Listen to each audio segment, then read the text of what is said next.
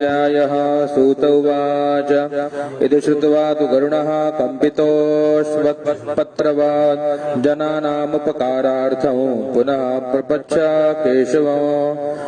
गरुड उवाच कृत्वा पापानि मनुजाः प्रमादात् बुद्धितोऽपि वा न यान्ति यातनायाम्या केनोपायेन कथ्यताम्।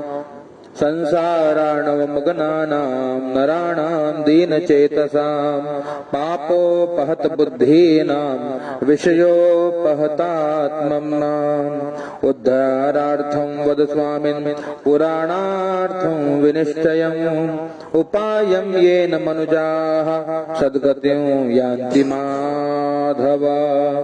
श्री भगवान वाच। सुजीव ने कहा कि हे शौनक आदि ऋषि मुनियों, हरि के वचन को सुन करके पीपल के पत्ते की तरह कंपायमान होकर के और प्राणियों के उपकारार्थ फिर केशव से गरुण जी ने पूछा। गरुणोवाच कृत्वा पापानि मनुजाः प्रमादात् बुद्धितोऽपि वा न यान्ति यातनायाम्याः केनोपायेन कथ्यताम्। कि हे भगवान, मनुष्य प्रमाद या बुद्धि द्वारा तन प्राप्त करके नरक में न जाए, ऐसा कौन सा उपाय हमको कहिए। 14 चतुर्दश ये आप वहां से चतुर्दश पूरा कर पा रहे हैं। संसाराणमग्नानां नराणां दीनचेतसां पापोपहत बुद्धीनां विषयोपहतात्मनां। संसार रूपी समुद्र में डूबे हुए जो दीन है, चित्त जिनका ऐसे पाप में जिनकी नाश हुई है और बुद्धि विषयों में आसक्त है, ऐसे मनुष्यों के उद्धारार्थ हे माधव कोई शास्त्रोक्त उपाय कहिए जिन उपाय से मनुष्यों की सदगति हो जाए। तो सदगति प्राप्त का क्या उपाय है, आप हमको बताइए, कैसे जीवों की सदगति होगी। भगवान कहते हैं साधु पृष्ठम तयातार्च्य मानुषाणां हिताय वै शृणुष्वावहिता भूत्वा सर्वं ते कथयाम्यहम्। भगवान कहते हैं कि हे गरुड़ जी, आप ध्यान से श्रवण करिए। जिस उपाय को करने से मनुष्य पापों से मुक्त हो जाता है उस उपाय को ध्यान से श्रवण करिए। पुत्र जन्म निरोधो स्यात् यदि केनापि कर्मणा तदा कश्चित् उपायेन पुत्रोत्पत्तिं प्रसादयेत। तो कहते हैं जिन पुत्र रहित और पापी पुरुषों की दुर्गति होती है वह पूर्व में कही जा चुकी है। इसलिए हे गरुड़ जी, पुत्रवान पुरुष तथा धार्मिक पुरुष की दुर्गति कभी नहीं होती, इसलिए पुत्रोत्पत्ति का उपाय करना चाहिए।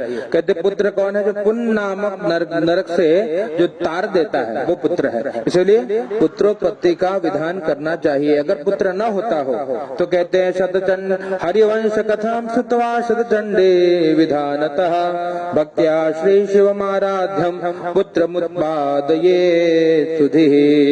कहते यदि पुत्र उत्पत्ति न हो तो हरिवंश पुराण का श्रवण करना चाहिए और यहाँ की शतचंडी करना चाहिए। शतचंडी विधान से या हरिवंश पुराण श्रवण करने से भक्ति या शिव जी की आराधना या शिव जी की भक्ति करने से बुद्धवान जो पुरुष है वो पुत्रोत्पादन करते हैं। पुन्नामो नरकात् तस्मात् पितरम त्रायते सुतः। पिता का पुण्य नाम नरक से पुत्र उद्धार करे, इसलिए ब्रह्मा ने पुत्र ऐसा उसका नाम रखा है। धर्मात्मा एक पुत्र भी संपूर्ण कुल का उद्धार कर देता है और पुत्र से स्वर्गादि लोक की प्राप्ति होती है, ये श्रुति कहती है। कहते हैं एक भी पुत्र अगर है अपना और धर्मात्मा है तो पूरे कुल का उद्धार हो जाएगा। इति वेदैरपि प्रोक्तम पुत्र माहात्म्यमुत्तमम्। इस तरह से वेदों में भी पुत्र का महात्म्य बताया, इसलिए पुत्रोत्पत्ति की प्रधानता कही गई है। तस्मात् पुत्र मुखम दृष्ट्वा मुच्यते पैतृकादृणात्। मनुष्य पुत्र का मुख देख करके पितृऋण से मुक्त हो जाते हैं और पौत्र का स्पर्श करने से मात्र से देव पितृ मनुष्य इन तीनों ऋणों से का जो नाम है कहते ब्रह्मोढ़ा है, उस स्त्री का पुत्र स्वर्ग में ले जाता है और अविवाहिता किसी स्त्री से जो पुत्र होता है वह पिता को नरक में ले जाता है। इसलिए विवाह के पश्चात ही पुत्रोत्पत्ति का प्रावधान है। सवर्णेभ्य सवर्णसु ये पुत्रा औरसा खगः त एव श्राद्ध दादेन पितॄणां स्वर्ग हेतयः। तो कहते हैं कि सवर्ण पुत्र से स्त्री में जो पुत्र होता है वो औरस पुत्र, जो अपने ही वर्ण की स्त्री से पुत्र उत्पन्न होगा वो औरस पुत्र है, और वही श्राद्धादि कर्म कर सकता है, और वही पिता इत्यादि को स्वर्ग की ओर ले जा सकता है। इसलिए भगवान कहते हैं कि हे गरुड़ जी, श्राद्ध से पितर स्वर्ग लोक में जाते हैं, इसमें कोई संदेह नहीं है। परंतु अन्य द्वारा पिंड देने से एक प्रेत भी स्वर्ग में गया था, अगर पुत्र नहीं है तो किसी अन्य ने भी अगर ये क्रियाएं करी तो कहते उसके द्वारा कोई स्वर्ग में गया था। वो कथा आप ध्यान से श्रवण करिए। पुरा त्रेता युगे तार्च राज्यासीत बभ्रुवाहनः। कहते त्रेता युग में एक बभ्रुवाहन नाम का राजा था, और वो राजा कैसे था? कहते यज्वा दानपति श्रीमान ब्रह्मण्य साधु वत्सलः। यज्ञ करने वाला, दान करने वाला, ब्राह्मणों का सत्कार करने वाला, आचारशील गुण आदि से संपन्न था, क्षत्रिय और धर्म युक्त राजा था। और कहते हैं वह राजा दंडनीय पुरुष जो है, जो दंड करने वाले पुरुष है, उनको दंड देता था, और सपुत्र अपने जो प्रजा है उसको पुत्रों की तरह प्रेम करता था, अपने पुत्रों की तरह उनकी रक्षा करता था। स कदाचित् महाबाहु ससन्यो मृगयाम गतः वनम विवेश गहनम नाना वृक्ष समन्वितम्। कहते हैं किसी दिन महापुरुषधारी उस राजा ने सेना से शिकार खेलने की इच्छा करके नाना प्रकार वाले वृक्ष समन्वित एक वन में प्रवेश किया। कहते शिकार करते करते वन में गया, और वहाँ अनेक प्रकार के मृगों के समूह तथा नाना प्रकार के पक्षी वहाँ पर विद्यमान थे। और कहते हैं ऐसे वन में राजा ने दूर से एक मृग को देखा। तेन विद्धो मृगोती व बाणेन सुदृढ़ेन च। कहते उसने बाण चलाया ताकि उसको उसका शिकार कर सके, लेकिन उसे वो बाण लगा नहीं, मृग वन में प्रवेश कर गया। राजा ने मृग को नहीं देखा, बाण लग गया उसे। अब वो रास्ते में रुधिर देखते हुए गया, रुधिर मतलब रक्त है, रक्त को देखता हुआ राजा उसके पीछे पीछे गया और वनांतर में वन के अंदर प्रवेश कर गया। क्षुत्साम कंठो नृपति सम संताप मूर्छितः। कहते मार्ग में चलते चलते भूख प्यास लगी राजा को, और राजा का चित्त विभल हो गया। इस प्रकार से चलते चलते राजा ने एक तालाब देखा, और तालाब के पास जाकर के घोड़े के सहित वन में प्रवेश किया है। ददर्शान्यग्रोध तरु शीतच्छायं मनोहरं महाविटप विस्तीर्णं पक्षी संघ निनादितं। और राजा ने वहां पर एक बरगद का पेड़ देखा, वट का वृक्ष देखा, और नदी के शीतल जल को पीने से थोड़ी शांति मिली, चित्त स्वस्थ भया। और उसकी छाया में वो बैठ करके राजा ने वहां एक प्रेत को देखा, जो प्रेत उस वृक्ष में रहता था। अथ प्रेतम ददर्शार्सौ श्रुतभ्यां व्याकुलेन्द्रियं उत्कचौ मलिनं कुब्जं निर्मांसं भीमदर्शनम्। उस राजा ने प्रेत को देखा। वो प्रेती बहुत भूख और प्यास से व्याकुल था। ऊंचे केश वाले, मैला शरीर, कुबड़ा, मांस रहित भयानक रूप वाले प्रेत को राजा ने देखा। और प्रेत ने भी भयंकर वन में आए हुए राजा को देख करके प्रसन्नचित होकर के राजा के पास जाकर के प्रेत ने कहा, प्रेता भावो मया दत्त प्राप्तोऽसि पर्णौ परमां गतिं संयोगात् महाबाहो जातो धन्यतरोस्म्यहम्। कहते हैं राजा, आपके संयोग से ये जो प्रेतत्व है उसकी मुक्ति हो सकती है और मुझे उत्तम गति प्राप्त हो सकती है। प्रेत के वचन को सुनकर के राजा ने कहा कि हे प्रेत, काल रूप और भयानक मुख से अमांगलिक प्रेत रूप को किस कर्म का ऐसा क्या किया तुमने जो प्रेत बने हो? पहले हमको वो बात तो बताइए। तब प्रेत ने कहा, कथयामि नृपश्रेष्ठ सर्वमेवादितस्तव प्रेतत्व कारणं शुद्ध्वा दयां कर्तुं त्वमर्हसि। तो राजा के वचन को सुना राजा ने कहा कि भैया क्या करूं मैं जिससे आपका प्रेतत्व छूट जाए और आप मुक्त हो जाए, हमको वो विधान भी बता दीजिए। तो प्रेत ने कहा कि हे राजा, मैं प्रारंभ से लेकर के जब जैसे प्रेत बना वो पूरी बात आपको बताता हूँ, उसको सुन करके आप मुझ पर दया करिए और मेरे प्रेतत्व से मुक्ति होने का मुझे कोई उपाय बताइए। वेदिशम नाम नगरम सर्व संपत् समन्वितम नाना जनपदाकीर्णम नाना रत्न समाकुलम। कहते वैदिक नामक एक नगर था, वह संपद आदि से युक्त, अनेक देश के प्राणियों से तथा अनेक रत्नों से युक्त, घर, देव, मंदिर, अनेक प्रकार के धर्मों से परिपूर्ण था। मैं उस नगर में सदा देवता का पूजन करता था। कहते नगर में सब कुछ था भगवान की कृपा से, और वहाँ मैं देवताओं का पूजन करता था। मैं जाति का वैश्य था और मेरा नाम था सुदेव। प्रेत ने बताया, मैंने हव्य से देवताओं का पूजन किया। कहते मैंने सारे कर्म किए, हव्य के द्वारा देवताओं का पूजन, कवि के द्वारा पितरों का पूजन किया, किया। वैश्यो जाता सुदेवो हम नाना विदित मास्तु ये। और कहते अनेक प्रकार से दान भी किया, अनेक प्रकार से जो कृपणादिक थे उनको अन्नदान, जो जिसे आंख नहीं था, जिसे नेत्र नहीं था, ऐसे लोगों को अन्नदान दे करके भी मैंने तृप्त किया है। इतना पुण्य करने पर भी मेरे सब जो सुकृत हैं वो दैव योग से निष्फल हो गया, मुझे उसका कोई फल प्राप्त नहीं हुआ। तत्सर्वं निष्फलं राजन् मम देवादुपागतौ यथा मे निष्फलं जातौ सुकृतं तद्वदामि ते। कहते इतना कुछ किया, पूछा आपको जब इतना कुछ आपने किया तब काहे नहीं मुक्त हुए, तब क्यों प्रेत बन गए? बोले प्रेत इसीलिए बना मैं कि मेरी मृत्यु के पश्चात मेरे कोई कर्म नहीं हुए, मेरी सारी क्रियाओं का लोप हुआ। 16 दिन तक जो क्रियाएं होती हैं वो 16 श्राद्ध भी नहीं हुए, इसीलिए मुझे प्रेत बनना पड़ा। इसलिए हे राजा आप मेरा कल्याण कर दीजिए। बोले मैं क्या कल्याण करूं, मेरा और आपका गोत्र अलग है, मैं किस प्रकार आपकी सहायता करूं? कहते नहीं आप मेरी सहायता कर सकते हैं। यथा कार्यं त्वया वीरं मम चेदिच्छसे प्रियं क्षुधातृषादिभिर्दुःखे प्रेतत्वं दुस्सहो मम। यदि तुम मेरी क्रिया करने की इच्छा रखते हो तो मैं आपको मणि रत्न दूंगा उसके बदले में, है ना। बिना दक्षिणा के जो भी सुकृत किया जाए उसका फल प्राप्त नहीं होता, तो मैं एक रत्न आपको देता हूँ और आप उस रत्न को स्वीकार करिए और मेरे जो क्रियाएं नहीं हुई उन सारी क्रियाओं को करिए जिससे मेरा जो प्रेतत्व है वो दूर हो जाए। स्यादुदकं फलं चास्ति वने शीतलं शिवं न प्राप्नोमि सुधातोऽहं दृशार्थो न जलं क्वचित्। कहते वन में मीठे सुंदर सुंदर फल हैं, सुंदर सुंदर जल है, ठंडा जल है, लेकिन मैं प्रेतत्व प्राप्ति करने के कारण उसको पी भी नहीं सकता, खा भी नहीं सकता। इस प्रकार से प्रेत बना मेरे दुख का कारण है, तो तुमको प्रेत बन छूटने का उपाय मैं कहता हूँ। हे राजन आप ये करिए ध्यान से। यदि में भवेद राजन विधिर नारायण महान, मेरे लिए नारायण बलि करवाइए, नारायण बलि अवश्य करवाइए और वेद मंत्रों के द्वारा और दैहिक क्रियाओं को करिए, इससे मेरा जो प्रेतत्व है वो नाश हो जाएगा। कृपया नारायण बलि मेरे लिए करिए। तदा नश्यन्ति मे नूनौ प्रेतत्वं नात्र संशया वेद मंत्रास्तपोदानौ दया सर्वत्र जंतुषु।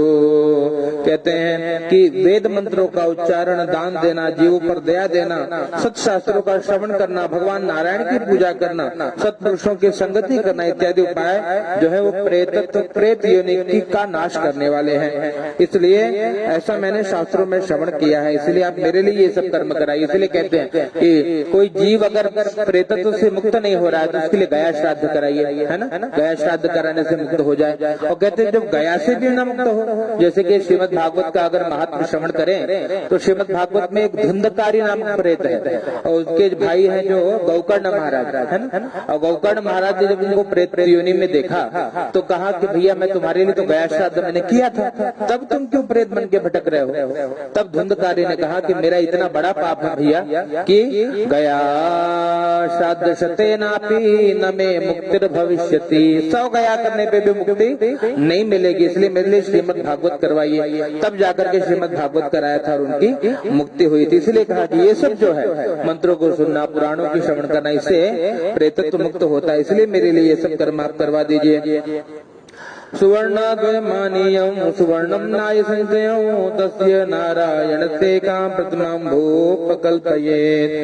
और कहते इसलिए प्रेतत्व का नाश करने वाली भगवान नारायण का जो मैं आपसे पूजन कहूंगा, 16 मासे का सोने का एक सुवर्ण भगवान नारायण की मूर्ति बनवाइए।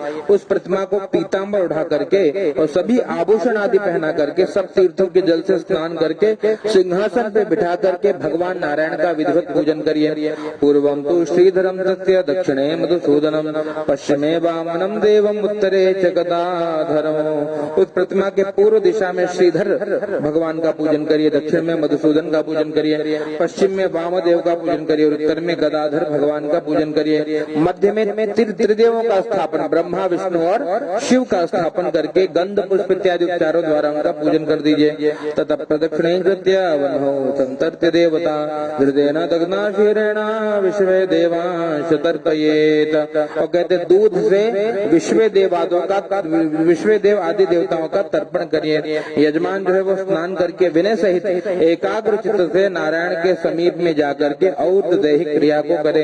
शास्त्रीय विधि से प्रारंभ करके क्रोध और लोभ से रहित होकर के सभी श्राद्ध को करे। ऐसे ही वृकोत्सर्ग करे। तदनंतर 13 पददान ब्राह्मणों को और शैया दान देकर के प्रेत घट का दान करना चाहिए। ऐसा सुनकर के पूछा तब पदाने विप्रेभ्यो दद्या त्रयोदशः। तब राजा ने कहा कथम प्रेत घटम कुर्यात् दद्यात् केन विधानतः। कहते वो प्रेत घट क्या है, किसको देना चाहिए, कैसे देना चाहिए, आप हमको बताइए। ब्रूहि सर्वानुकंपार्थं घंटों प्रेत विमोदितों। तो कहते इस प्रकार से प्रेत मुक्ति के सारे विधान को विस्तार से आप मुझसे कहिए। प्रेत उवाच साधु पृष्ठं महाराज कथयामि निबोधते। प्रेतत्वं न भवेत्येन दानेन सुदृढेन च। दानो प्रेतघटं नाम सर्वाशुभ विनाशनं। दुर्लभं सर्वदेवानां दुर्गति क्षयकारकं। प्रेत ने कहा कि हे महाराज, आपने बहुत उत्तम बात को पूछा है, उत्तम प्रश्न किया है। जिस प्रकार दान देने से प्रेतत्व नहीं होता वो मैं आपको कहता हूँ। दान देने की विधि क्या है, तो विधि उनको बता दी है। दानम प्रेत घटम नाम सर्वाशुभ विनाशनम। कहते प्रेत घट का जो दान है वो सब अशुभों का नाश करता है और दुर्गतियों का नाश करने वाला है। वह सब लोक में दुर्लभ है। कहते प्रेत घट बनता कैसे है, कहते स्वर्ण का दिव्य घट लेकर के, घट बना करके और उसके ऊपर ब्रह्मा विष्णु महेश्वर लोकपाल आदि का नाम लिख करके और दूध तथा घृत से भर करके हे राजन भक्ति से नमस्कार करके ब्राह्मणों को दान करें। और उसके अलावा कुछ दान करने की आवश्यकता नहीं है। ब्रह्मा मध्य तथा विष्णु शंकरम शंकरो व्यय। तो इस प्रकार से उस घट के मध्य में ब्रह्मा विष्णु और शंकर को स्थापित करके उसके पूर्व दक्षिण पश्चिम और उत्तर इन चारों दिशाओं में 4 लोकपालों का स्थापन करें। इसलिए हे राजन गंधाक्षत आदि से पूजन करके दूध घृत से परिपूर्ण सुवर्ण में घट का दान करना चाहिए। सब दानों में से घट का दान महापातक आदि का नाश करने वाला है। सर्वदानादिकम चेतन महातक नाशनम कर्तव्यम श्रद्धा राजन प्रेतत्व निवृत्तये। इस दान को श्राद्ध करने से प्रेतत्व नष्ट हो जाता है। यह बात राजा ने प्रेत से कहा। तब भगवान कहते एवं श्री भगवान उवाच एवं संजल्पतस्तस्य प्रेतेना सह काश्यप सेना जगामानुपदं हस्त्यश्वर रथ संकुला ततो बले समायाते दत्वा राज्ञे महामणिम। भगवान बोले कि हे गरुड़ जी, प्रेत और बब्रुवान राजा आपस में बात करते समय राजा का हाथी घोड़ा रथ सेना वहां पर आ गया। इससे वह राजा प्रेत को नमस्कार करके प्रार्थना करके महामणि राजा को अर्पण करके वहां से प्रेत चला गया। राजा भी उस वहां से निकल करके अपने देश में गया और जैसा प्रेत ने कहा था, जिस प्रकार से घटदान किया जाए, जिस प्रकार से नारायण बलि करी जाए, उस प्रकार से सारी क्रियाओं को प्रेत के निमित्त किया। और उस विधि को करने से और दैहिक विधि को करने से जो प्रेत है वो मुक्त होकर के स्वर्गलोक को चला गया। इस प्रकार से श्राद्धेन परदत्तेन गतः प्रेतोपि सद्गत्यो।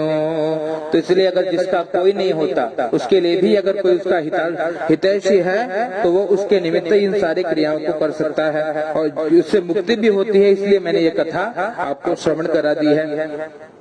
श्राद्धेन परदत्तेन गत प्रेतोपि सद्गति। उनके पुनः पुत्र दत्तेन पिता याति इति चाद्भुतं। कहते हैं जब दूसरों के द्वारा ये क्रियाएं करने से जीव मुक्त हो जाता है तो अगर स्वयं का पुत्र ये क्रिया करे तो जीव क्यों नहीं मुक्त होगा। इतिहास मम पुण्यम शृणोति श्रावयेत् यः।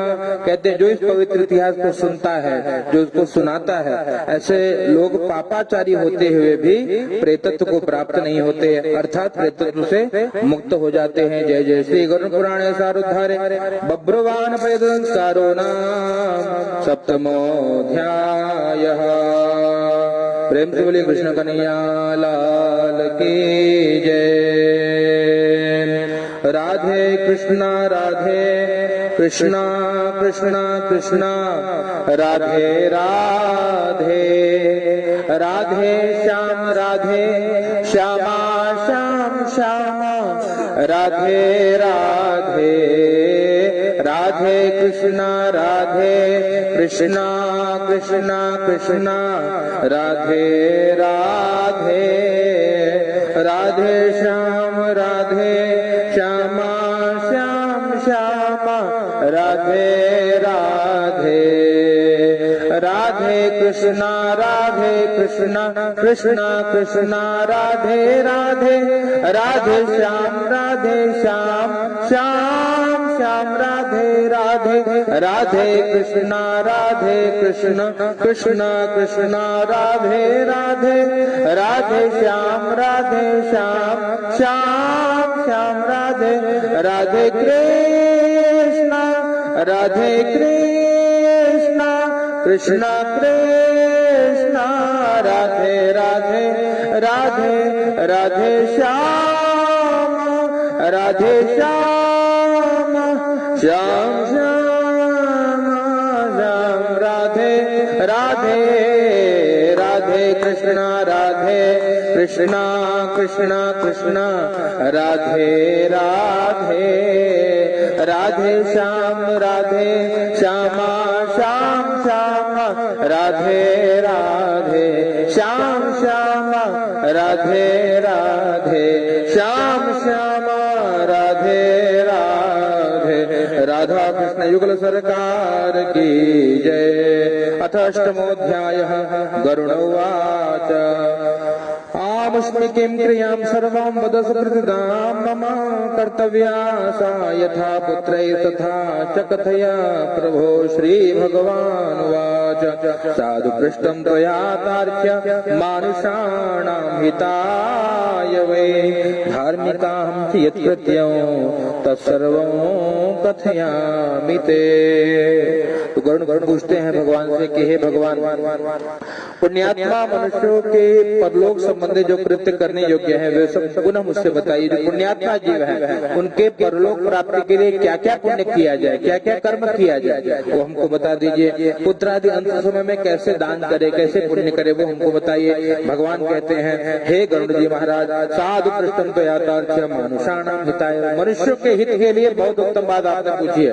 और धार्मिकां यत् कृत्यं तत्सर्वं कथयामि, जो धार्मिक मनुष्य को जो करना चाहिए वो मैं आपको बता रहा हूँ, ध्यान से श्रवण करिए। सुकृदेव आदि दृष्ट्वा शरीरम व्याधि संयुतम, जो सुकृत जो पुण्यात्मा मनुष्य है जब वृद्धावस्था आ जाए तो शरीर को व्याधि से युक्त जब देखे कि भैया आप शरीर पूरी तरह बूढ़ा हो गया है, जो ग्रह भी है वो विपरीत हो चुके हैं, कानों से कोई शब्द सुनाई नहीं देता है ना, और तब निश्चय हो जाए कि भैया 6 मास के भीतर जीव की मृत्यु होने वाली है, इसमें भय रहित होकर के अज्ञातावस्था में किए हुए पापों का प्रायश्चित करे। करना क्या चाहिए, कहते भय रहित होकर के जो पाप अज्ञात समय में किया, जो अनजाने में पाप किया है, उसके लिए भगवान से क्षमा मांगिए कि प्रभु अब तक जो पाप मैंने किए उसके लिए मुझे क्षमा कर दीजिए।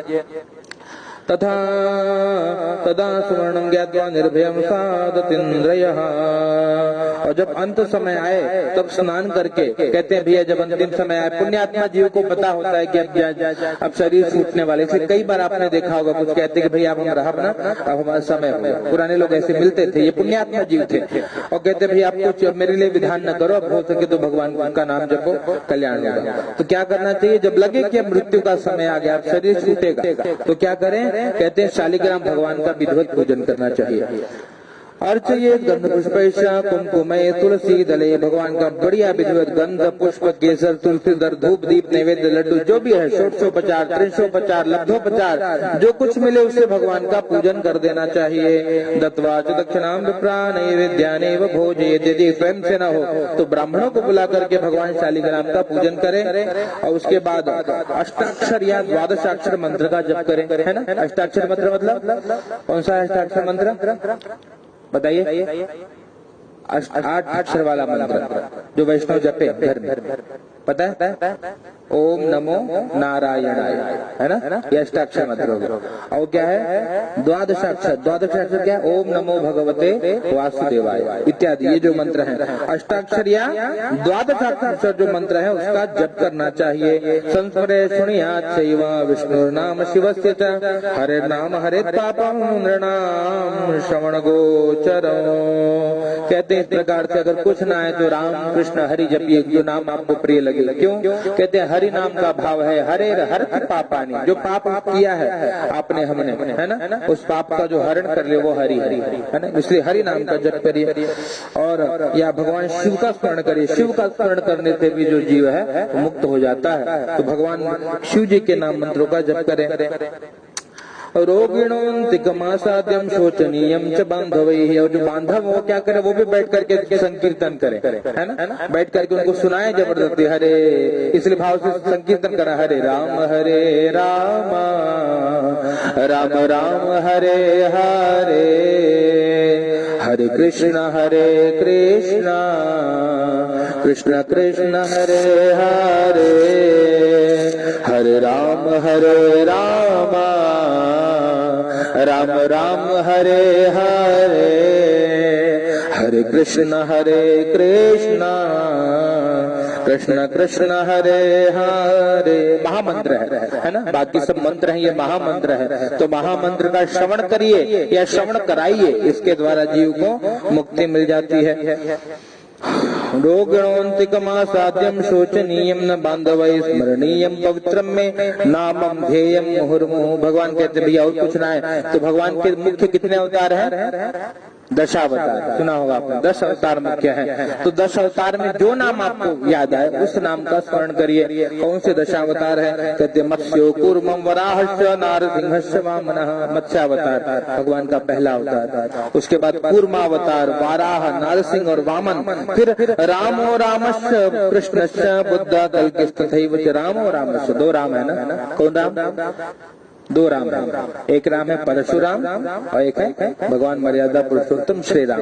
तो ये भी भगवान का छठा होता है, परशुराम या श्री राम या कृष्ण, नहीं तो बुद्ध या कल्कि इत्यादि नामों का जप करने से जीव मुक्त हो जाता है। एतानि 10 नामानि स्मर्तव्यानि सदा बुद्धि, इसलिए इसका श्रवण करिए, जप करिए। तस्य भक्ति भवन्त्याजो महापातकोदयः।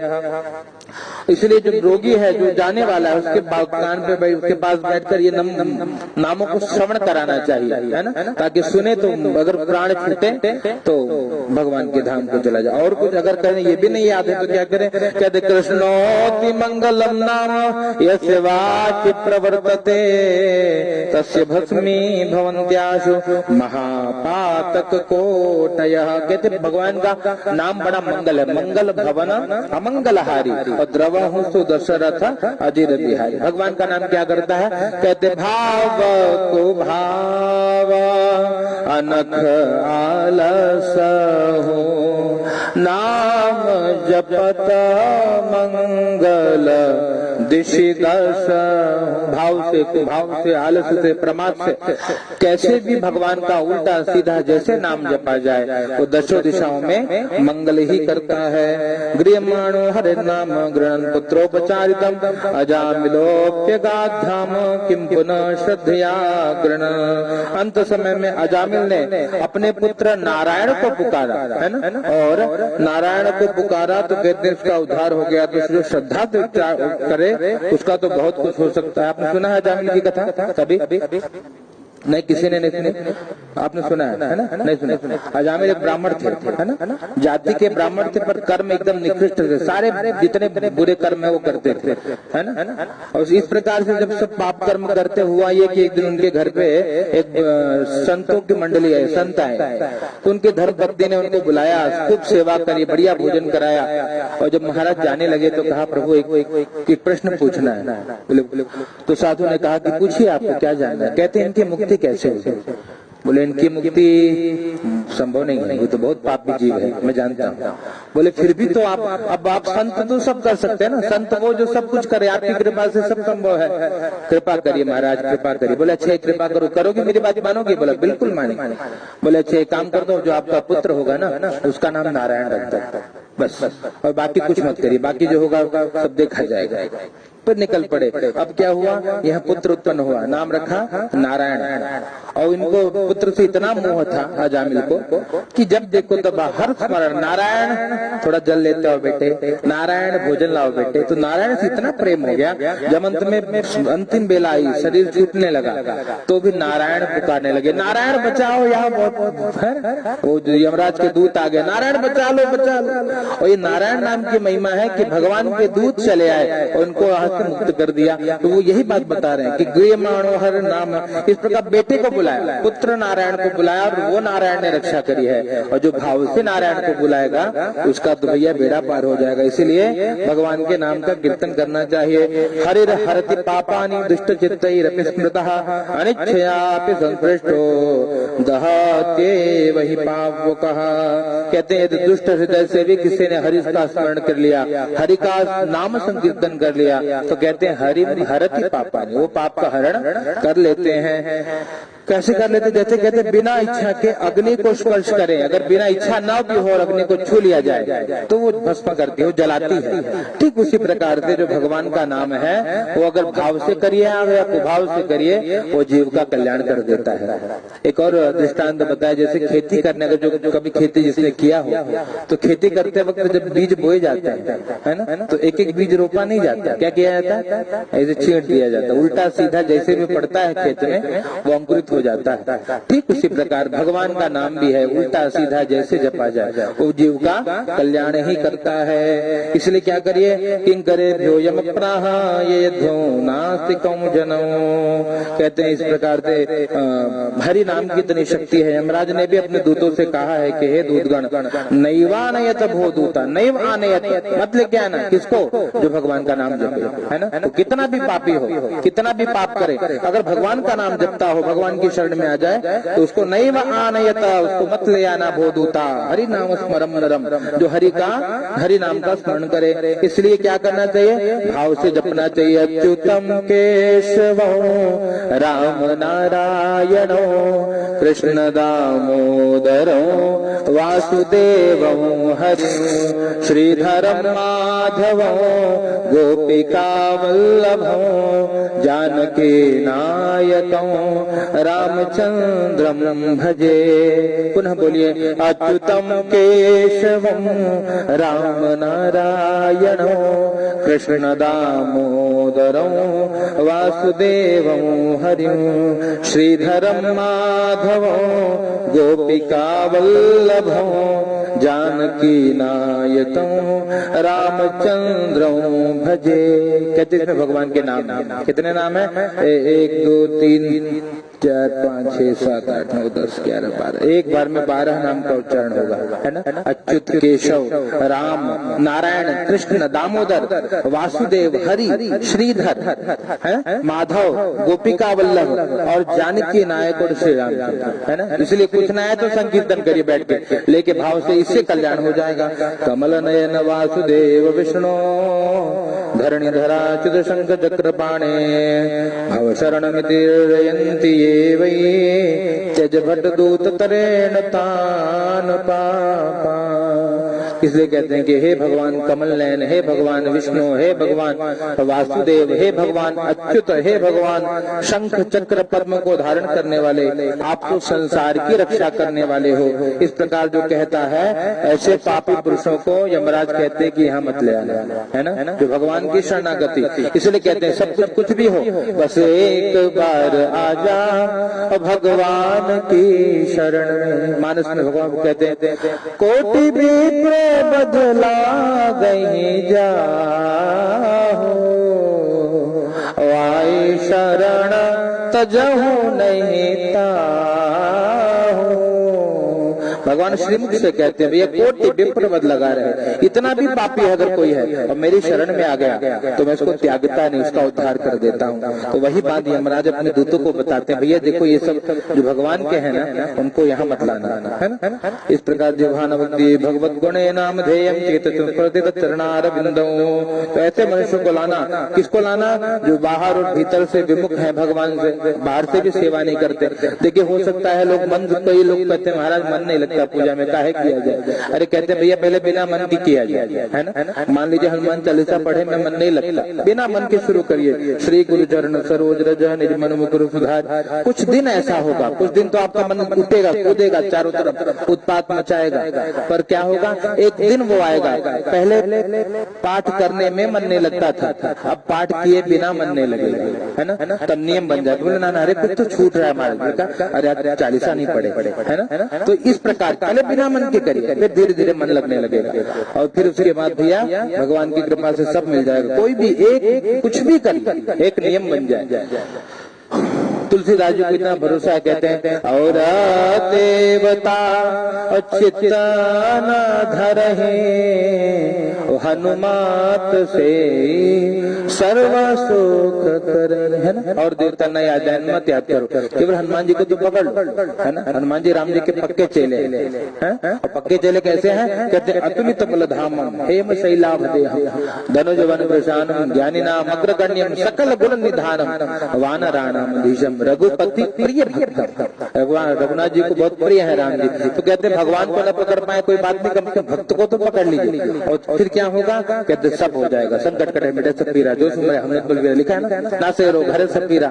ये सारी बातें सत्य प्रतीत होगी कब? जब हम उनको जपत निरंतर अनुमति, निरंतर जब हनुमान जी का जप करें, कोई काम जब निरंतर किया जाए तब उसका विशेष फल मिलेगा। ऐसा ना हो कि शनिवार मंगल जप लिए और फिर उसके बाद हनुमान जी पड़े रहे अपने ठिकाने। घर में गौरी गणेश पूजा हो गई, तब घर में ठाकुर जी बैठे हैं कई दिन से, क्या किया? जब घर में सूतक पड़े तो क्या क्या? एक प्रश्न आता है कई बार, महाराज लोग पूछते हैं, यहाँ लाइव जुड़े हैं ये सब मित्र लोग पूछते हैं बार बार, महाराज जी सूतक पड़े तो क्या करें? सूतक पड़ने में क्या करना चाहिए? भैया जो आपके इष्ट मित्र हैं उनको बुला करके पूजा करवाइए, उनके घर से भोग लग सकता है ना। आपको दोष लगा, भगवान नहीं अशुद्ध हो गए, भगवान तो सदैव पवित्र है ना। और सूतक लगे तो उनको बुलाइए, भैया आइए थोड़ा सा पंचमेवा का भोग लगा के धूप दीप कर दीजिए, वो कर सकते हैं, हम दोषी है ना। तो इस प्रकार से जैसे अपने शरीर की चिंता है वैसे अपने घर में अगर गोपाल बैठे हैं तो उनकी चिंता होनी चाहिए, है ना। कि अरे मेरा कान्हा आज कुछ खाया नहीं विचार, कई दिनों से माई चली गई तब से विचारो ऐसी ताकत है भैया थोड़ा खिया देते लगे, ये है भाव। और भगवान को ये चाहिए, भगवान कहते हैं भगत के वश में है भगवान, और यही बात बता रहे कि जो भगत है उसको भैया यमराज के दूत स्पर्श नहीं करते। तस्मा संकीर्तनम विष्णु जगन मंगल हंसनम, इसको जितना विस्तार करे, कहते 1 वर्ष तक अगर ये पढ़ा जाए तो तब समझ में आएगा कि इतना रहस्य भरा है। और उसको यहाँ समय नहीं, एक दिन में पढ़ना है तो पढ़ना चालू होगा खाली, और ध्यान से सुनते रहना। तस्मा संकीर्तनम विष्णु और जगन मंगल हंसाम महताम विपक्षिंद्रम विद्धे कांतिक निष्कृतम, कहते हैं भगवान का जो नाम है, भगवान का जो संकीर्तन है वो जगत का मंगल करने वाला है, सभी पापों को नाश करने वाला है। पाप को हटाने के लिए अनेक तरह के प्रायश्चित करें, किंतु अगर जो हरि से विमुख है, जो भगवान से विमुख है, ऐसे जीवों को कितने भी पुण्य कर्म है वो पवित्र नहीं कर सकते। तो केवल नाम आधार, कल युग केवल नाम आधार, है ना। कलयुग में भगवान के नाम का आधार है, और सुमिर सुमिर नर उतरे हैं पार, सब पार हो गए भव से पार, और लेकर नाम तेरा भक्त गाते हैं, है ना। भव सागर से पार होना है तो भगवान का नाम जपिए।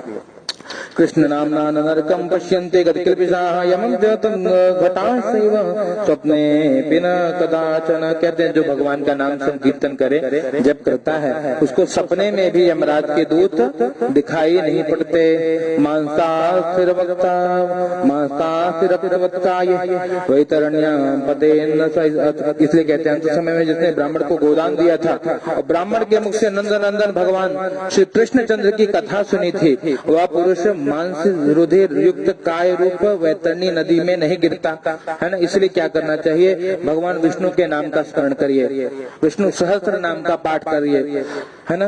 अनेक जन्मों पार्जित पाप का नाश करना हो, कहते हैं भैया गीता का पाठ करिए। इसलिए कहते हैं जब कोई जीव जाता है तो गीता का पाठ करवाते हैं, या विष्णु सहस्त्र नाम का पाठ होता है, या कहते हैं अगर पढ़ पाए तो पढ़िए, न पढ़ पाए तो सुनिए। श्रवण करने की महिमा है। अंत समय में क्या कल्याण करेगी, कहते हैं एकादशी व्रतम गीताम गंगाम्बो तुलसी दल। एकादशी का व्रत गीता जी, गंगा जल, तुलसी दल और भगवान शालिग्राम, है ना, ये अंत समय में मुक्त कर देते हैं। इसलिए संकल्प पूर्वक अन्न सुवर्ण दान करके सुवर्ण दक्षिणा सहित वेदवत ब्राह्मणों को सवत्सा गौ का दान करें। अंत समय में मनुष्य अल्प बहुत जो दान देते हैं उससे बहुत लाभ मिलता है। और मरने वाले के पुत्र मन में विचारते हैं कि पिता के लिए इस वस्तु का दान दूंगा, या वाणी से कहे कि हे पिताश्री मैं आपके निमित्त मुक्त दान करूंगा, वो अनंत युक्त वाला हो जाता है। इसलिए कहते हैं इस समय जो दान पुण्य इत्यादि होंगे वो बहुत फल प्रदान करते हैं। अंत समय में यदि कोई सुपुत्र हो तो अनेक प्रकार से दान देता है। अंत समय में दान देने के निमित्त ही धार्मिक लोग पुत्र पैदा क्यों करते हैं, जब क्यों पुत्र के पीछे पड़े, इसीलिए पड़े रहते हैं कि बेटवा दान दे, है ना, बेटवा हमारे नाम से थोड़ा पुण्य कराए, थोड़ा जप करी, थोड़ा सेवा हुई, इसीलिए पुत्र उत्पत्ति करते हैं। बाकी और क्या, पुत्र पुत्र में कौन अंतर है, कौन अंतर नहीं। आज तो बेटिया उतना सेवा करती है जितना बेटवा कबो नहीं किया है ना, तो कोई भेद नहीं, लेकिन इसीलिए करते हैं कि दान पुण्य कुछ करे मेरे लिए, और इसी भाव से लोग पुत्र उत्पत्ति करते हैं। भूमिष्ठम पितरम दृष्ट्वार्धोन्मीलितलोचनम पुत्र स्त्रणान कर्तव्यात धने पूर्व संचने।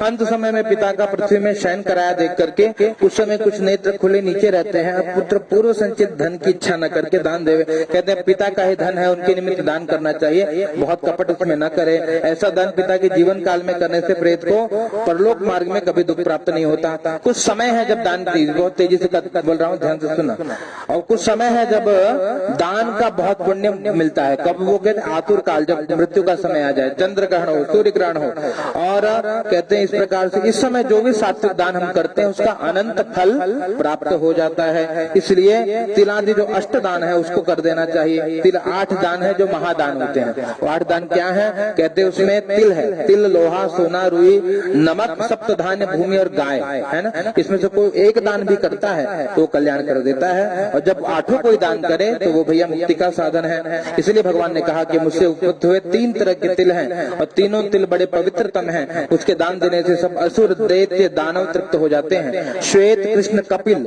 है ना, श्वेत है, कृष्ण, कपिल, ये 3 प्रकार के जो तिल हैं, इनके दान देने से मन वचन आदि से किए हुए सभी पापों का नाश हो जाता है। लोह दानम च दातव्यम भूमि युक्तेन पाणिना यम सीनाम अप्राप्नोति न इच्छेत तस्य वर्त्मनि। भूमि पर हाथ रख करके लोहे का दान करना चाहिए। इससे जो पुण्य किससे जो प्राणी है यम सीमा में प्रवेश नहीं करते एवं यमलोक के मार्ग में कभी नहीं जाते हैं। ये लोह दान का फल है। कुठारों में लोदंडा खड्ग से फिरका तथा रत्राणी मत्ते जानिग्रहे पाप कर्मणाम। कहते जो लौह के दंड है, जो कुठार है, कुल्हाड़ी है, जो भाला है ना, और जो दंड है, खड्ग है, छुरा है, ये सब दंड देने के लिए बने हैं, इसका कोई प्रभाव नहीं पड़ता। इसलिए लौह दान, इसलिए खटिया दान करते हैं, है ना। उमापात को जो दिया जाता है इसलिए दिया जाता है कि वो लौह दान करना चाहिए। उसके बाद यमायुधा नाम संतुष्ट है दान में तदुदारतम कर्ण श्याम सूत्र शुंडाम उदुम्बर शेषम बल इत्यादि यमराज के जो दूत हैं जिनके हाथ में लौह है दंड, वो इससे प्रसन्न होते हैं और वो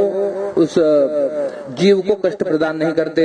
इसलिए हे गरुण जी, सब दानों में अत्यंत गुप्त जो उत्तम दान है वो तुमसे कहूंगा, जिसको तुम उसको ध्यान से श्रवण करिए, जिसको सुनने से स्वर्ग मृत्यु पाताल स्थित जो चाहे स्वर्ग में है, मृत्यु लोक में है या पाताल में है, वो प्रसन्न हो जाता है। ध्यान से सुनिए। ब्रह्मादि देवता ऋषि है, ब्रह्माद्या ऋषि देवा धर्मराज सभासद। ब्रह्मादि देवता ऋषि आदि धर्मराज की सभा में रहने वाले सभी लोग कहते हैं सुवर्ण दान से प्रसन्न होकर के वरदान देते। इसलिए कुछ न कुछ सुवर्ण दान तो करना ही चाहिए। चिरम वसे सत्यलोक तो राजा भवेदी है, बहुत समय तक सत्यलोक में निवास करके और फिर मनुष्य लोक में राजा रूपवान धर्मज्ञ वाचा लक्ष्मीवान पराक्रमी बनता है। और रुई दान करने से यमदूतों का भय नहीं होता। इसलिए थोड़ा कापूस का या उसलिए गद्दे का दान करते हैं, कापूस का है ना, वो दान करना चाहिए। इससे यमराज यमराज का भय नहीं होता। लौह लवण कार्पास तिल सुवर्ण दान से यमपुरवासी चित्रगुप्त आदि प्रसन्न होते हैं। सप्त धान्य जब दान करते हैं तो धर्मराज प्रसन्न होते हैं, इसलिए 7 धान्यों का दान करना चाहिए। चावल, जौ, गेहूं, उड़द, प्रियंगु, चना, ये 7 धान्य कहे जाते हैं। और कोई व्यक्ति गोचर में प्रमाण से अगर पृथ्वी दान करता है किसी सुपात्र को तो ब्रह्म हत्या आदि पाप से छूट जाता है, ऐसा मनुष्य ने कहा है। न व्रतेभ्यो न तीर्थेभ्यो नान्य दानात् विनश्यति। गोचर्म का कहते हैं भैया जिसमें 100 बैल के सहित गाय आनंद से बैठ जाए उसको गौचर्म भूमि कहते हैं। अगर कोई इतना दानी है तो गौचर्म भूमि दान कर सकता है। न व्रतेभ्यो न तीर्थेभ्यो नान्य दानात् विनश्यति। राजाओं ने राज्य में जो महापाप किया है वो व्रत तीर्थ आदि से नहीं हटता, इसलिए राजाओं को भूमि दान करना चाहिए। पृथ्वी मूर्णा योददाते दुजाते। भूमि को उपस्कर आदि से जो दान ब्राह्मणों को देता है वो व्यक्ति देवताओं दैत्यों से पूजित होकर के इंद्र लोक में चला जाता है। इसलिए हे गरुण जी, भूमि दान बिना अन्य दान अत्यंत अल्प फल देने वाले हैं। पृथ्वी दान रोज रोज बढ़ता है, इसलिए भूमि दान अवश्य करें। जो भूमि का स्वामी होकर ब्राह्मणों को दान नहीं देता और जन्म जन्मांतर में ग्राम का कुटी न होकर के दरिद्री होता है। कहते हैं अदानात् भूमिदानस्य भूपते त्वाभिमानतः। कहते हैं जिसका जो सामर्थ्य है ना, अपने सामर्थ्य के अनुसार दान पुण्य आदि करना चाहिए और भगवान ने जितना जिसको दिया है उसके अनुसार अवश्य करें। नहीं दिया है तो उसके लिए अलग व्यवस्था है। तद्याद वेतनिम धेनु विशेष विधम खगा। इसलिए भूमि दान न हो तो फिर गौदान करें और गौदान अंत समय में करने से कहते हैं रुद्र धेनु, ऋण धेनु, मोक्ष धेनु आदि का गौदान करना चाहिए। वैतरणी धेनु सविधि देवे। कहते हैं वैतरणी धेनु देना चाहिए अगर जो वैतरणी पार करना चाहता है उसके लिए, इसलिए अंत समय में लोग गौदान करवाते हैं। बालत्वे च कौमारे पापम यौवने कृतम वय परिणतो यच्च जन्मान्तरेष्वपि। कहते हैं बचपन में, जवानी में, बुढ़ापे में, युवावस्था में, रात्रि में, प्रातः समय में, मध्याह्न समय में, तीसरे प्रहर में, संध्या समय में, जन्म जन्मांतर में। कहते हैं इस समय में कोई भी तन कर्म से, मन से, वचन से पाप किए हो तो वो सब की पाप के लिए कहते हैं एक बार दूध देने वाली सवत्सा गौ का दान करना चाहिए। मृतस्य तत्पुनर्लक्ष्यम विधिपूतम च तत्समो। सुपात्र को दान देने से लाख गुना फल प्राप्त होता है और देने वाले को अनंत गुना फल प्राप्त होता है। सुपात्र को प्रतिग्रह लेने का दोष भी नहीं लगता। कहते सबको नहीं देना चाहिए। किसको दीजिए? जो सुपात्र हो। सुपात्र कौन है? जो गौ को ले जाए तो गौ माता की सेवा करे। ऐसा ना हो कि गौ को तुरंत बेच करके है ना उनको कहीं पहुंचा दे तो फिर ये हो जाएगा नरक में और ये न हो जाएंगे। क्या करिए? तो सुपात्र को देख करके ही दान दीजिए। सबको सब नहीं दे देना चाहिए। और कहते हैं इस प्रकार से स्वाध्याय होम संयुक्त। सुपात्र कौन है? जो नित्य स्वाध्याय करे, होम करे, जप करे, तप करे, वो सुपात्र है। रत्नपूर्णम बेमहि मृदगृह्यं लिप्यते।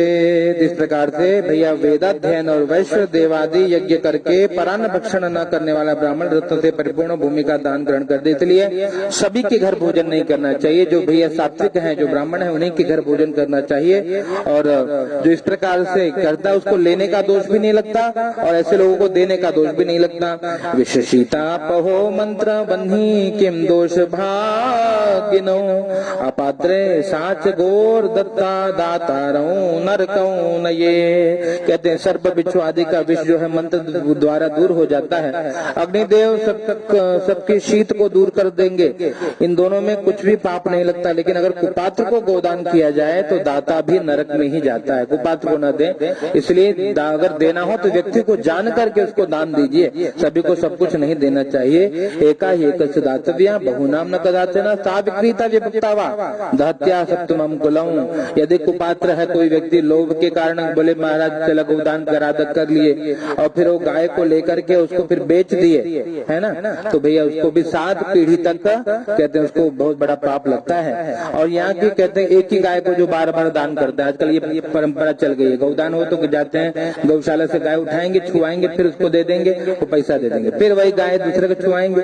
ये सब करने से दोष लगता है। इसलिए एक विधान है, चांदी का गाय छोटा सा बना करके दान करे। एक को एक ही बार दान होना चाहिए। बार बार दान देने से दाता और लेने वाले दोनों नरक में जाते हैं। कृष्णावा पटलम धेनु पुर्याद लंकृताम स्वर्ण श्रृंगी खोरेम कांस्य पात्रो पदो हिन्यू। क्या कहते हैं? इस प्रकार से गौ अगर है सचमुच तो उसको बढ़िया से उनका श्रृंगार करके अलंकार आभूषण इत्यादि पहना करके और फिर कांस्य पात्र देना चाहिए। काले वस्त्र गौ को आच्छादन करके गले में बढ़िया घंटा बांधिए। कपास के ऊपर वस्त्र सहित एक ताम्र पात्र को रखना चाहिए। उस पर लौह दंड के सहित सोने के धर्मराज की मूर्ति रखी जाती है और उनका पूजन करके उसके बाद एक गड्ढा खना जाता है भूमि में और उसमें वैतरणी का आवाहन किया जाता है और उसको रेशमी वस्त्र से वेष्टित करके तीरा उसको गौ माता को पार करा देना चाहिए। उस नौका के ऊपर सूर्य ग्रह से उत्पन्न गौ को रख करके विधिवत गौदान का संकल्प कर लीजिए और सविधि गंध अक्षत फूल द्वारा पूजन करके आभूषण वस्त्र सहित ब्राह्मण को देना चाहिए। गौ की पूंछ हाथ में लेकर के और नौका पे पैर रख करके ब्राह्मण को सामने खड़ा करके मंत्रोच्चारण करना चाहिए और प्रार्थना करना चाहिए।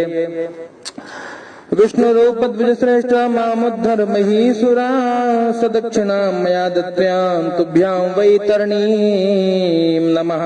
यं मार्गे महाघोरे तां नदीं शतयोजनां ततुर्तर्त कामो ददाम्येतां तुभ्यं वैतरणीं मम।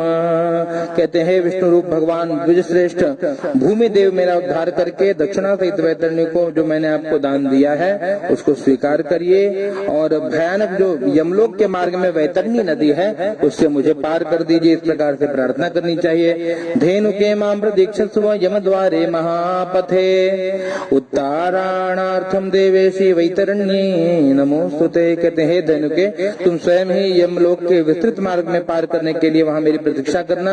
मैं तुमको नमस्कार करता हूँ। गौ मेरे आगे हो, गौ मेरे पीछे हो, मैं गाय के मध्य में रहूं। राजादिकों में जो लक्ष्मी है वैसे इंद्रादिकों में जो लक्ष्मी है वह सब धेनु रूप में तेरे में स्थित है। इसलिए हे गौ माता आप मेरे सभी पापों का नाश करिए। अगर मैं वैतरणी पहुंचूं तो आप मुझे उस पार कर दीजिएगा। ऐसी प्रार्थना करनी चाहिए। हाथ जोड़ करके यमराज को प्रार्थना करनी चाहिए, प्रदक्षिणा करनी चाहिए, वो सामग्री ब्राह्मणों को देनी चाहिए। हे गरुण जी जो कोई व्यक्ति वैतरणी गौ का दान करके धर्म मार्ग से धर्मराज की सभा के मध्य में जाता है, स्थिर मन से वैतरणी व्रत का पालन करके वैतरणी नदी को पार करने की इच्छा से धेनु का दान कर देना चाहिए। शानायति महामार्गे गौदाने नदी खग।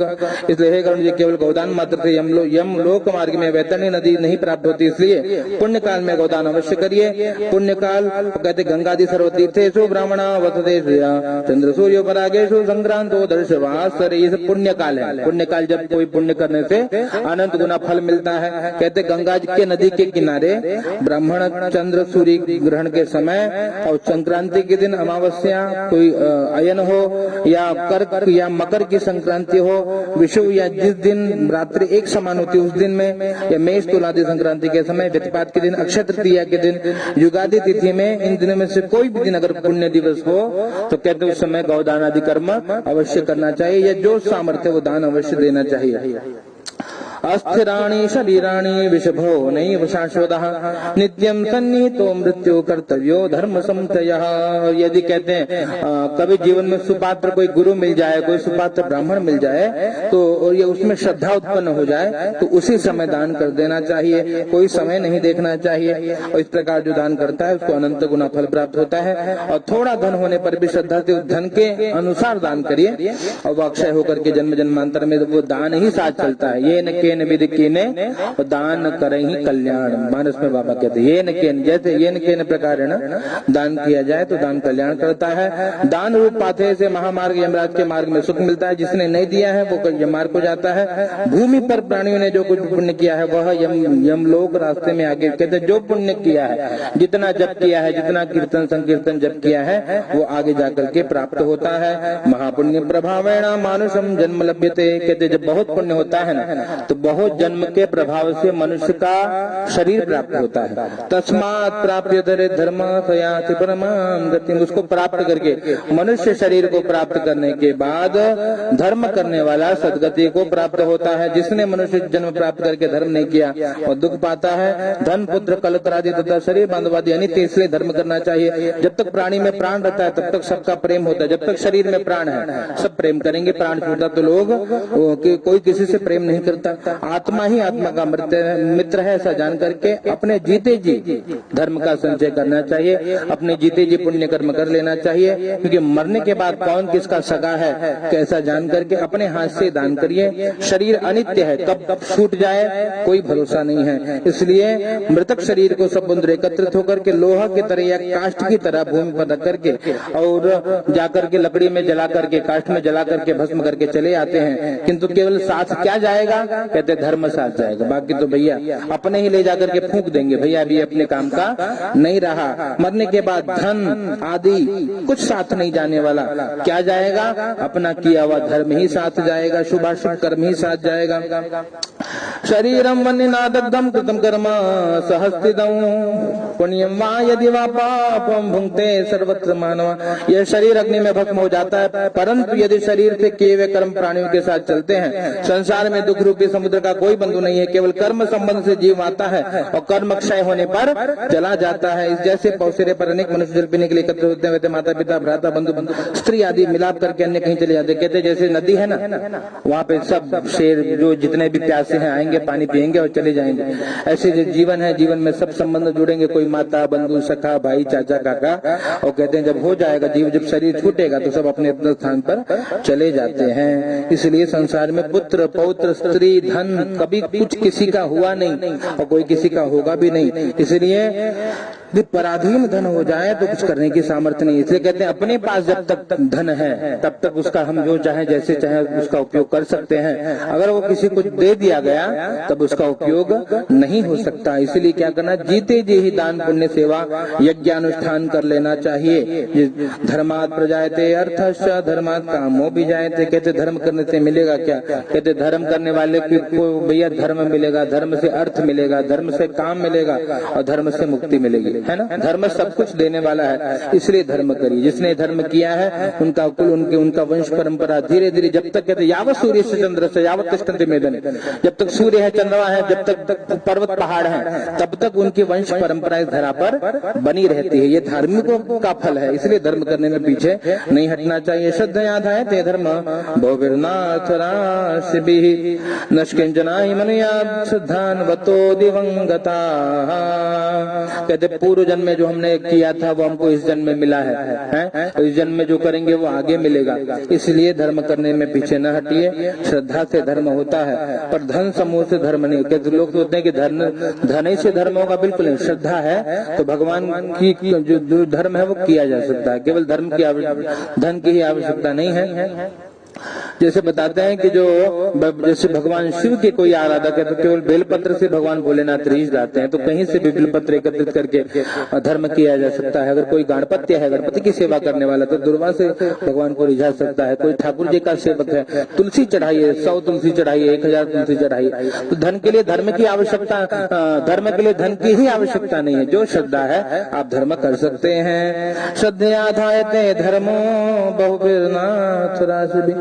इसलिए कहते हैं भैया जो जिसने धर्म किया है उनको सदगति मिलती है। पत्रम पुलम पुष्पम फलम तोयम यो में भक्त्या प्रेषति। भगवान कहते हैं भैया जो मुझको पत्र पुष्प फल जल इत्यादि प्रदान करता है, मैं उसे भक्ति से प्राप्त हुए पत्र पुष्प आदि को अंगीकार करता हूँ, स्वीकार कर लेता हूँ। और जो जिसका जितना सामर्थ्य अपनी श्रद्धा के अनुसार दान पुण्य आदि कर्म करें।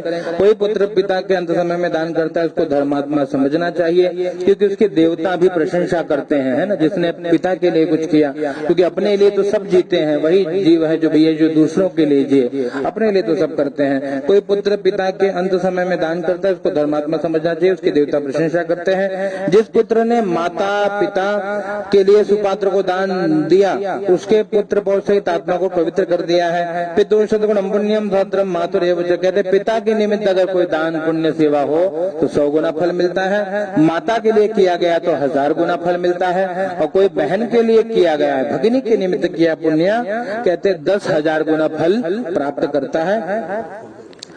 न चाहे वो पद्रवा धातु न नरक यातना। अपने भाई के लिए देने से अक्षय फल प्राप्त होता है। इस प्रकार से बताया है कि कितने प्रकार के उपद्रव अर्थात कष्ट दान देने वाले को नहीं होते, इसलिए नरक में दुख भी नहीं मिलता। इसलिए दान पुण्य सेवा यजन आराधना जब तक संकीर्तन जितना हो सके करना चाहिए। अंत समय में पुत्र पौत्र भाई एक गोत्र के या जो मित्र है वो सब यहाँ आकर के यदि दान न दे तो ब्रह्म हत्या करते। अपना होकर के और दुख के समय नहीं आया, अपना होकर के दुख के समय सहभागिता नहीं निभाई तो उनको ब्रह्म हत्या का दोष लगता है। इसलिए जो अपना मानता है उनको दुख के समय में ऐसे समय में आना चाहिए और साथ में दान उनके निमित्त जब तक इत्यादि सेवा कर्म करना चाहिए। ऐसा करने से जीव का कल्याण होता है। जय जय श्री धर्म पुराण सारुधारे आतुरदान निरूपणो नाम अष्टमोऽध्याय। प्रेम से बोले वृंदावन बिहारी लाल की जय, कृष्ण कन्हैया लाल की जय। नारायण नारायण भज मन नारायण, नारायण नारायण भज मन नारायण।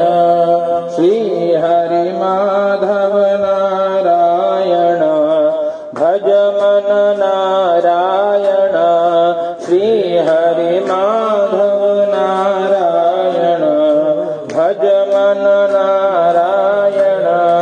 केशव माधव नारायण भज मन नारायण, केशव माधव नारायण भज मन नारायण। केशव श्याम माधव श्याम, केशव श्याम माधव श्याम, केशव माधव श्याम, केशव माधव श्याम। मेरे राम हे घनश्याम, मेरे राम हे घनश्याम। भज मन नारायण, भज मन नारायण, भज मन नारायण। प्रेम से बोलिए नारायण भगवान की जय।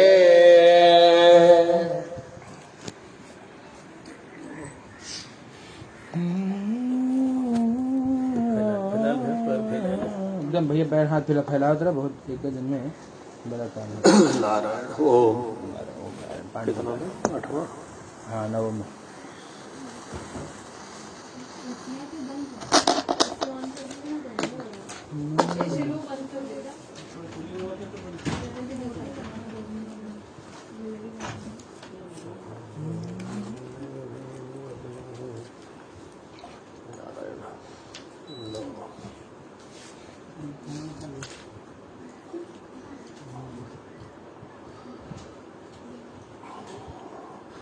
प्रेम जुले सच्चिदानंद भगवान की जय। कृष्णाय वासुदेवाय हरे परमात्मने प्रणत क्लेशनाशाय गोविन्दाय नमो नमः। गरुड़ उवाच कथितं भवता सम्यक् दानमातुरकालिकं म्रियमाणस्य यत्कृत्यं तदानीं वद प्रभो। गरुड़ जी बोले, हे प्रभु, आपने आतुरकालिक दान के संदर्भ में भली भांति कहा, अब म्रियमाण व्यक्ति के लिए जो कुछ करना चाहिए उससे बताइए। श्री भगवान वाच श्रोता परीक्षामि देह त्याग तद्विधिं मृतायेन विधानेन सद्गतिं यान्ति मानवाः। श्री भगवान कहते हैं, हे तार्क्ष, जिस विधान से मनुष्य मरने पर सद्गति प्राप्त करते हैं, शरीर त्याग करने की उस विधि को मैं कहता हूं सुनो। कर्म के संबंध से जब प्राणी अपना शरीर छोड़ने लगता है तो उस समय तुलसी के समीप गोबर से एक मंडल की रचना करनी चाहिए। वहां तिल बिखेर कर कुशों को बिछाए, उनके ऊपर श्वेत वस्त्र के आसन पर शालग्राम शिला को स्थापित करें। जहां पाप दोष और भय को हरण करने वाली शालग्राम शिला विद्यमान है, उसके सानिध्य में, उसके सन्निधान में मरने से प्राणी की मुक्ति सुनिश्चित है। जहां जगत के ताप का हरण करने वाली तुलसी वृक्ष की छाया है, वहां मरने से सदैव मुक्ति ही होती है। जो मुक्ति दानादि कर्मों से दुर्लभ है, जिसके घर में तुलसी वृक्ष के लिए स्थान बना हुआ है, वहां वह घर तीर्थ रूप ही है। वहां यम के दूत प्रवेश नहीं करते। तुलसी की मंजरी से युक्त होकर जो प्राणी अपने प्राणों का परित्याग करता है, वह सैकड़ों पापों से युक्त हो तो भी यमराज उसे नहीं देख सकते। तुलसी के दल को मुख में रखकर तिल और कुश के आसन पर मरने वाला व्यक्ति पुत्रहीन हो तो भी निस्संदेह विष्णुपुर को जाता है। तीनों प्रकार के तिल, काले, सफेद और भूरे, और तुलसी, ये सब म्रियमाण प्राणी को दुर्गति से बचा लेते हैं। अतः मेरे पसीने से तिल पैदा हुए हैं, अतः वे पवित्र हैं। असुर दानव और दैत्य तिल को देखकर भाग जाते हैं। हे तार्क्ष, मेरे रोम से पैदा हुए दर्भ कोषा मेरी विभूति है, इसलिए उनके स्पर्श से ही मनुष्य को स्वर्ग की प्राप्ति होती है। कुश के मूल में ब्रह्मा, मध्य में जनार्दन और अग्रभाग में शंकर, इस प्रकार तीनों देवता कुश में स्थित रहते हैं। इसलिए कुश, अग्नि, मंत्र, तुलसी, ब्राह्मण और गौ ये बार बार उपयोग किए जाने पर भी निरमाल्य नहीं होते। पिंडदान में उपयोग किए गए दर्भ, प्रेत के निमित्त भोजन करने वाले ब्राह्मण, नीच के मुख से उच्चरित मंत्र, नीच संबंधी गौ और तुलसी तथा चिता की आग, ये सब निर्माल्य अर्थात अपवित्र होते हैं। गोबर से लिपी हुई और कुश बिछाकर संस्कार की हुई पृथ्वी पर आतुर को स्थापित करना चाहिए। अंतरिक्ष का परिहार करना चाहिए, अर्थात चौकी आदि पर नहीं रखना चाहिए। ब्रह्मा, विष्णु, रुद्र तथा अन्य सभी देवता और हुताशन ये सभी मंडल पर विराजमान रहते हैं, इसलिए मंडल की रचना करनी चाहिए। जो भूमि लेप रहित होती है अर्थात मलमूत्र आदि से रहित होती है वह सर्वत्र पवित्र होती है, किंतु जो भूमि भाग कभी लीपा जा चुका है या मलमूत्र आदि से दूषित है वहां पुनः लीपने पर उसकी शुद्धि हो जाती है। बिना लीपी हुई भूमि पर और चारपाई आदि पर या आकाश में राक्षस, पिशाच, भूत, प्रेत और यमदूत प्रविष्ट हो जाते हैं। इसलिए भूमि पर मंडल बनाए बिना अग्निहोत्र, श्राद्ध, ब्राह्मण भोजन, देव पूजन और आतुर व्यक्ति का स्थापन नहीं करना चाहिए। इसलिए लिपी हुई भूमि पर आतुर व्यक्ति को लिटाकर उसके मुख में स्वर्ण और रत्न का प्रक्षेप करके शालग्राम स्वरूपी भगवान विष्णु का पादोदक लेना चाहिए।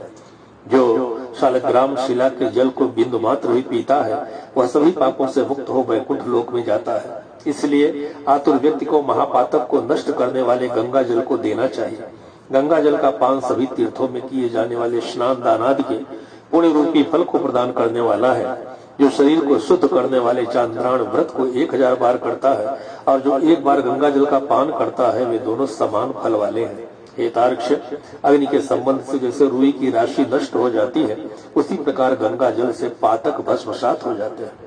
जो सूर्य की किरणों से संतप्त गंगा के जल का पान करता है वह सभी योनियों में छूटकर हरि के धाम को प्राप्त होता है। अन्य नदियां मनुष्यों को जलावगाहन करने पर पवित्र करती है, किंतु गंगा जी तो दर्शन, स्पर्श, पान अथवा गंगा इस नाम का कीर्तन करने मात्र से सैकड़ों हजारों पुण्यों रहित पुरुषों को भी पवित्र कर देती है। इसलिए संसार से पार लगा लेने वाले गंगा जल को पीना चाहिए। जो व्यक्ति प्राणों के कंठगत होने पर गंगा गंगा ऐसा कहता है वह विष्णु लोक को प्राप्त होता है और पुनः भूलोक में जन्म नहीं लेता। प्राणोत्क्रमण के समय जो पुरुष श्रद्धा युक्त होकर मन से गंगा का चिंतन करता है वह भी परम गति को प्राप्त होता है। अतः गंगा का ध्यान, गंगा को नमन, गंगा का स्मरण करना चाहिए और गंगा जल का पान करना चाहिए। इसके बाद मोक्ष प्रदान करने वाली श्रीमद् भागवत की कथा को जितना संभव हो उतना श्रवण करना चाहिए। जो व्यक्ति अंत समय में श्रीमद् भागवत के एक श्लोक, आधे श्लोक अथवा एक पाद का भी पाठ करता है वह ब्रह्मलोक को प्राप्त होकर पुनः संसार में कभी नहीं आता।